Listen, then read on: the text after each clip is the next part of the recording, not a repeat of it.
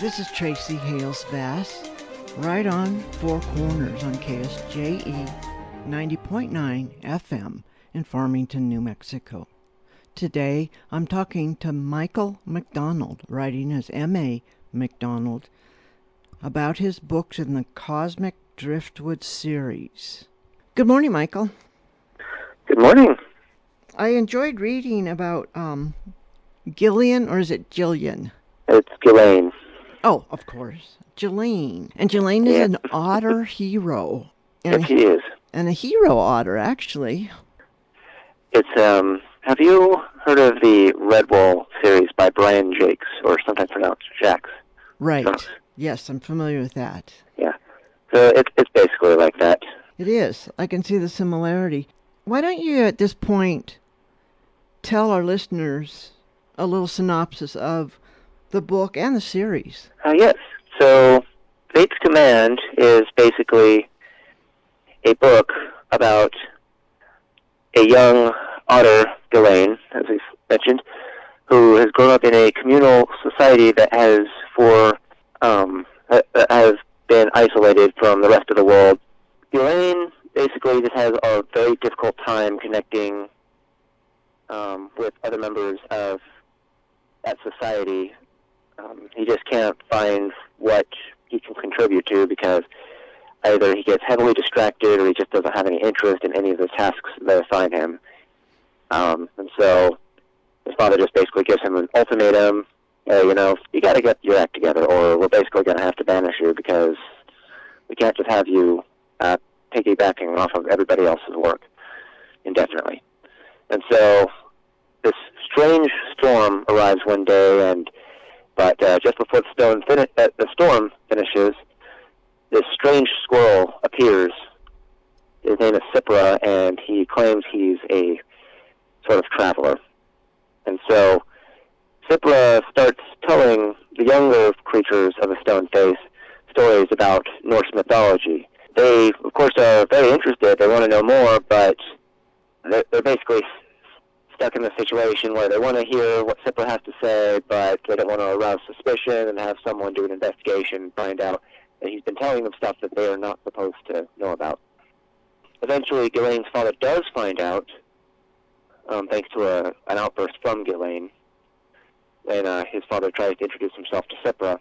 Basically, his father banishes Cipra and says, you've been a bad influence on my son. I do not want you here. Cipra leaves a little clue for Ghislaine to follow that basically takes them and a few of the other young ones on a series of adventures that leads them to, it's called the Astral Plane. It's called Svartalfheim. It's basically a realm where basically a lot of things like fairies, imps, genies, have basically taken a very different approach to Norse mythology. I've done a bit of research using Wikipedia and other sources by individuals who claim to be modern. They're basically people who still live a lot of Norse mythology currently. Uh-huh. I've heard of Neil Gaiman. Right, Neil Gaiman. And I've heard that he's written his own modernized version of the Prose Edda, which is basically a thing of poetry that is our primary source of all known Norse mythology. And so there's a lot of information, a lot of allusions to Norse mythology that I make. I've changed up a few details. I've tried taking clever ploys, like I actually offer an alternative explanation to the origins of, completed the other day, the sequel to Fate's Command, called Fate's Surrender, where Ghislaine, thanks to the Fates, ends up traveling back in time to meet Thor and a lot of the other famous gods, for lack of a better term, of Norse mythology. I actually take the approach that they're more class of angel. So for some people who may be heavily devoted to Norse mythology, they may find my book interesting, and they're like, I don't quite like his interpretation, but I thought personally that it was a pretty fun adventure exploring this. Now, this 5-part book series, Highest Crown, is actually a sub-series within the overarching whole grand series of what's called Cosmic Driftwood. And basically, I obviously drew a lot of inspiration from Marvel Comics universe. Mm-hmm. So at the very beginning, I'm going to be bringing out, let's see, there's at least 4 or 5 different series that I've got planned to write. Wow. I've already done work on 3 or 4 of the books, book series, sub-series of Cosmic Driftwood. Google's limited in the amount of research it can offer. Contrary to popular opinion, it doesn't actually answer every single question out there unless you know how to ask it. So Right. I did the best research that I had available. Fate's Command, and the Highest Crown sub-series basically follow the story of Ghislaine, Thor's protege, who will be involved in the events of Ragnarok, which I'm hoping is to be the final series that basically culminates all the other series together. So basically, if we were to compare this to Marvel Comics Universe, for example, this would be like the Doctor Strange. Okay. So Fate's Command was actually one of the most recent books that I've completed and published. It was actually supposed to be my NaNoWriMo, or National Novel Writers Month project. Right. Back for 2017. I forget the exact word count, but it well surpassed the 50,000 minimum. It did, yeah. It's by the like time I 417 pages. So, yeah. And I want to say it's like 88,000 words or something like that. I know that the sequel, Fate's Surrender, has already breached 103,000 words, so it's comparable to a Redwall book now. I use a lot of really weird ideas. I mean, I've had people tell me weird ideas, and I acknowledge, oh yeah, some of my ideas are pretty weird. I've actually had one English major, a former college roommate of mine. He was actually an editor for the Star Current, and he said, I'm not even sure how to classify this book. It's, at best, genre bending. It's like Redwall, but there's a lot of fantasy elements. So normally with fantasy, most people are used to elves, dwarves, humans, dragons, that sort of thing. I have virtually no human characters that appear until very later on in the series, and so it's anthropomorphic creatures. So it's quite a bit different from what most people are used to reading in books. Well, it's really well developed, and I can tell you've spent a lot of time not just writing it, but thinking about it and researching it. How long have you been writing? So I originally started writing, I think, when I was 14, so that would have been over a decade ago at this point. I'm 26. And it all, the inspiration itself was actually a little weird. So I grew up on Redwall, and every time, and they basically could only publish each book about once a year at the most frequent. And so growing up, I was always impatient for the next Redwall book to come out. Right. And I couldn't find a lot of other series that really compared to Redwall in terms of how well written it is, and how much it spoke to me personally. I know that, and I really liked it, but I just didn't like the fact that it took forever, in my mind, for each book to come out, waiting a year. Right. Then I started having dreams where I'd go into my local library, the Farmington Public Library of New Mexico, very advanced, very well-done library. And I kept having dreams about going into that library and looking around for Redwall books, and I keep seeing covers and titles that I'd never seen before. And I wondered, okay, these look like they're Redwall books, but there's something different about them. Well, a little later on, I had a friend of mine who, I basically introduced him to Star Trek, and he decided he wanted to write his own book on it. He designed his own ship. He got a page in, and I thought, oh man, this is so awesome.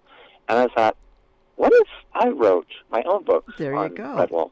Because, man, I like space travel, so what would happen if Redwall were taken into space? And so my biggest inspiration for that, of course, was Star Trek and later Star Wars and a few other science fiction series. And so I started taking elements from each series that I liked, as well as some other book series, to start developing ideas. And I had a couple stories that I wanted to work on, and I thought I started to have a good beginning to one of those ideas, and I'm like, I think I'm going to go with this one.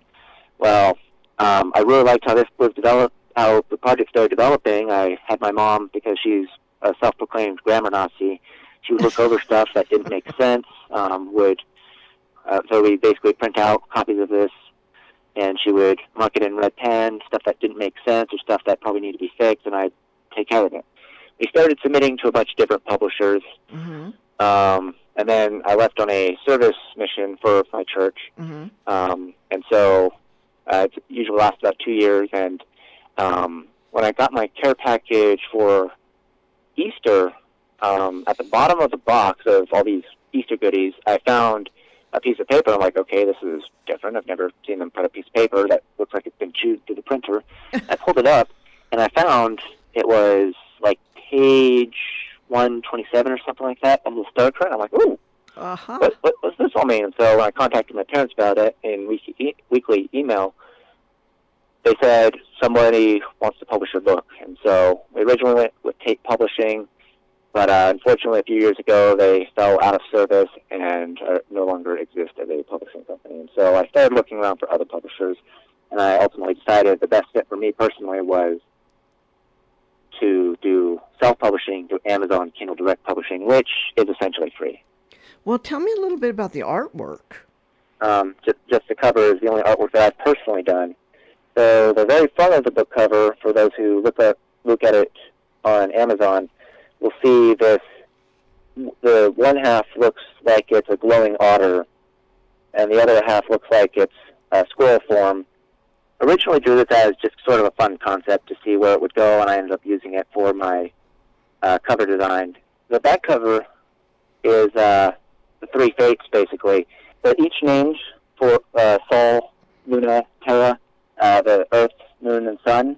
And so Lunar, basically, Sol is supposed to be the laid-back one. He's usually the most interactive.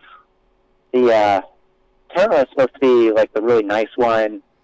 She's more like the voice of ultimate reason. She's usually the most negotiable of the three. Mm-hmm.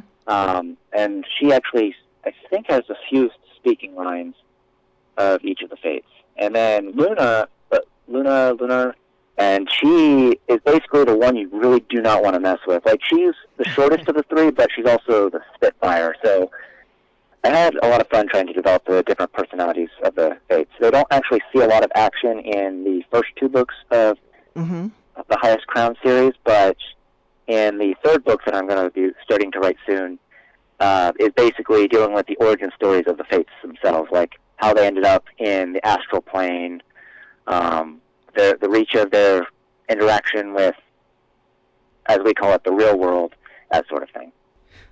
So our listeners can find more about you and the books at your the Star Current Facebook page, right? Yes. So in each of my books that I published, I try to include a link towards the back. It's one of the last pages you see. It's to follow my progress. And so I have the URL written there. Originally I wanted this to be called the Star Current series, because that book seemed to be pretty central to everything. So this was well before I wrote the Immortal trilogy and a few of the other sub-series. So it since has undergone development into the Cosmic Driftwood series. So it's kind of difficult once you've made the original name to change the URL on Facebook for that. I've tried constructing websites, but they're just not as user-friendly. Like Wix, Weebly, WordPress. I'll probably look at them and see if they've modified their user interface to see if it's more something I want to go with. But for the time being, I felt Facebook was a pretty good way. Because a lot of people on Facebook anyway, so if I just gave them the page rather than give them a link to a different page, I felt, they could probably easily keep track of progress, get notifications, that sort of thing. So that's the Star Current on Facebook. Great. Do you want to read a little bit for us? Yep. One of the sections I was looking at, hopefully this is a good representation of the entire thing without spoiling too much of the book. Right. So on page 96 on chapter 12, for any who might have a copy you want to follow along.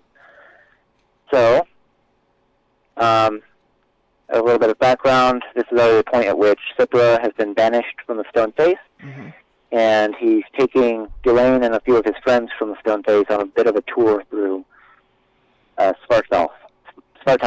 Yeah, I have a difficult time pronouncing that. All right. Okay. Moments later, found the otters staring intently at Cypra in a spacious courtyard. Presently, they ignored the presence of violet grass and the stone square pillars that lined circular patterns every which way. Idrin was first to break the pensive silence. What just happened? The squirrel looked up as if broken from a faraway thought. What happened is that you have been made privy to a conversation in which needs a lot of answers. Rena nodded. I would say that's accurate. Delane burrowed his brow. Why did she keep saying our kingdom, our people? Cypra eyed the strange crossout in his paws. Because it is. Truth be told, I am much older than I look. I may seem a bit above Idrin in age, but even old Fennel, as you call him, cannot comprehend how long I've been alive. Therefore, I shall explain the basic necessities for now of the things she said. I am a sort of shifter. This means I can take on the forms of other creatures when the need arises. That need usually only happens when this body of mine nears what you call death. He held up a paw, flexing it. The reason I have such a strong connection to this realm is that my physical being is a fusion of matter from the temporal planes and this one. As you may have guessed, natural laws differ between them in many ways. But this combination, which occurred even before my birth, allowed me a form of immortality. Instead of dying, I take on a new form.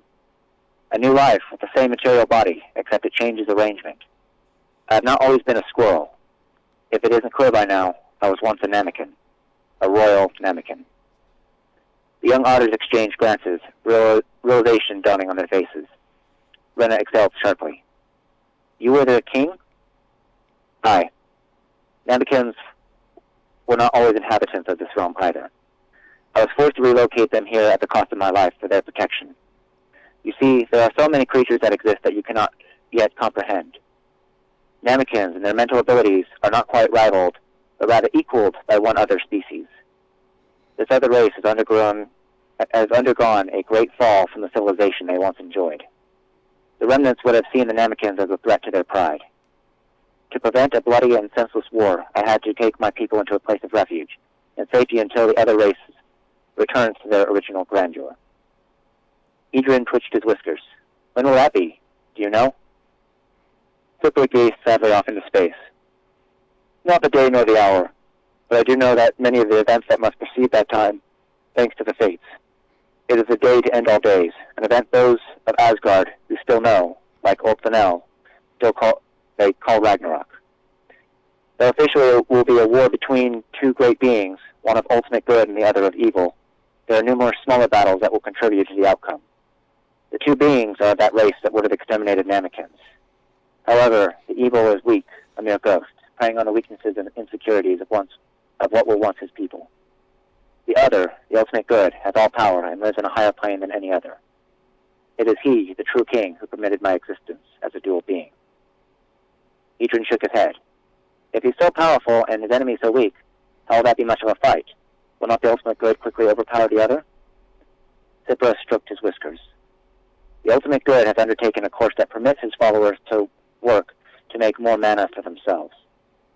But for that route to work, there are certain things he must not interfere in if it were to have the greatest effect for that race's benefit. He sent me to aid them, and many others, because he foresaw that his foe would deceive many into surrendering their natural supply of mana. Aye, Rena? What will the ghost do with it? He cannot use it. Not really. But he has formed a pact with those of the chaotic bands of the Namekins who can. He can only whisper. He lost all of his mana, and now he wants others to suffer the same misery he does. This is really exciting. You're really a voracious writer, aren't you? Huh? You write I suppose you could probably say that. Yeah, I like that word. Yeah. So you spend a lot of time writing every day? I try to spend as much time as I can, because at the moment I'm taking care of a 1-year-old daughter, and of course she likes to occupy a lot of attention. So right. I get in what I can. And for those who pick up a copy of my book, they'll notice in the author summary that, at least as of the writing of Fate's Command, I've completed 11 books. Just recently I completed a 12th book, the sequel to Fate's Command, called Fate's Surrender. Great. Now, granted, not all these books are published yet. Some of them still need to be edited.